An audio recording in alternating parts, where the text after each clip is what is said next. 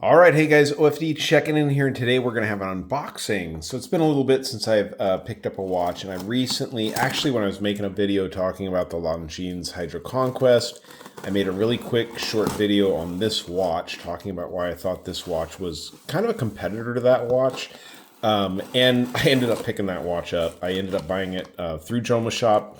I've had good luck purchasing through them in the past before, and so went ahead and picked this one up. I'm excited to get it, so I will really quickly here check the box just to make sure I'm not showing any paperwork or anything like that. I don't think so, so I'm going to go ahead and pull this out of here.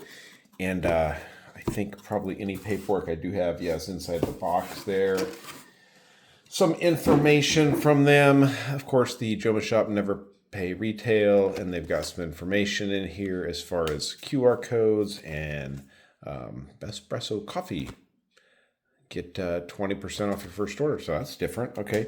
The collaboration they're doing there. So, all right, here we go. So yeah, I ended up picking up that watch. And this is the Tissot SeaStar. This is a release from, I think, about a year ago. That looks like it's upside down there. But I've watched a lot of videos on this watch, and I really think for the price, I think retails around $775. You can find these for just over $600 if you look around out there. That's what I paid for this watch from Joma Shop, and it's a lot of watch for the money. So I just wanted to kind of open this up and take a look at it, and let's talk about it here on the channel. So this is just going to be a quick look first as we open this one up and check it out. Here is the hang tag, and it is through this bag here. Now, they are a gray market dealer, and here is the tag there. Actually, it says $875. I've seen it for less than that retail. Actually, that's a little piece of foam is kind of gunky looking, but it does have the factory pillow there. And here is the watch. Go ahead and get the plastic off of it.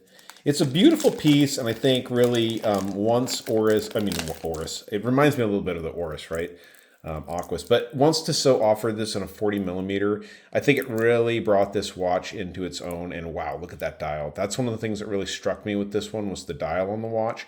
This is running the Powermatic 80 movement, so you got an 80-hour power reserve, and the movement itself is based on the ATA 2824. An updated, very modern movement compared to the original 2824, has some characteristics that really add to the anti-magnetism of it.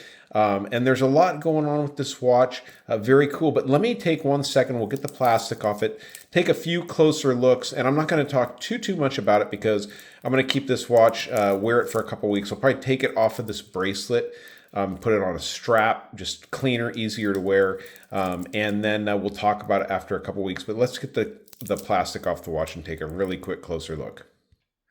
All right, so here's the watch with all the plastic off. And some things I noticed right off as far as the bracelet goes. The bracelet has some beautiful looks to it with this polishing up the center. It definitely adds to just how beautiful this watch is overall. The clasp assembly, I'll talk a little bit more about that in the full review, but I can feel a little bit of stuff that is less than desirable, but it looks really nice.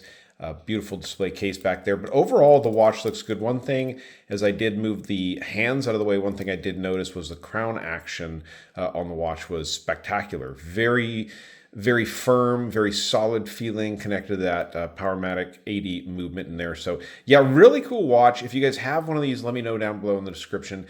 I would like to someday do a comparison of this watch side by side with one of the new Hydro Conquests, even an older model of the Hydro Conquest. I know they're running a different movement. This is based on the 2824. I think that one's based on the 2892, which is, of course, a better movement, a thinner movement, finer parts, runs at 1 beat per second. More, it's like 6. This is 6 beats per second versus 7 beats per second of the L888 movement in the Longines. But I think for the price of this watch, well under $700 compared to the $2,200 price point of the Longines right now, the newest release, I think there's a lot of watch for the money. I think if you're really just starting to get into Swiss watches and you don't want to spend that $2,200, I think it would be better to probably save that towards something bigger and better. I think that's kind of a mid-range watch, and I think putting that much money on that down the road, you may regret that. But getting into something like this, you're getting super, super high quality, great watch from the same group, Swatch Group, that makes the Longines. But we'll talk a little bit more about this after a couple of weeks.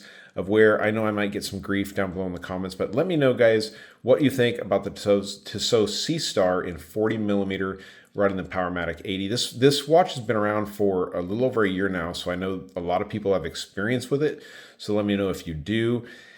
And let me know how you think this will compare to the Hydro Conquest. And I'd like some real solid arguments. You know, a lot of people just say, I feel like it's better. And that's fine if that's your feelings, but that's not, you know, that's not like a legit reason.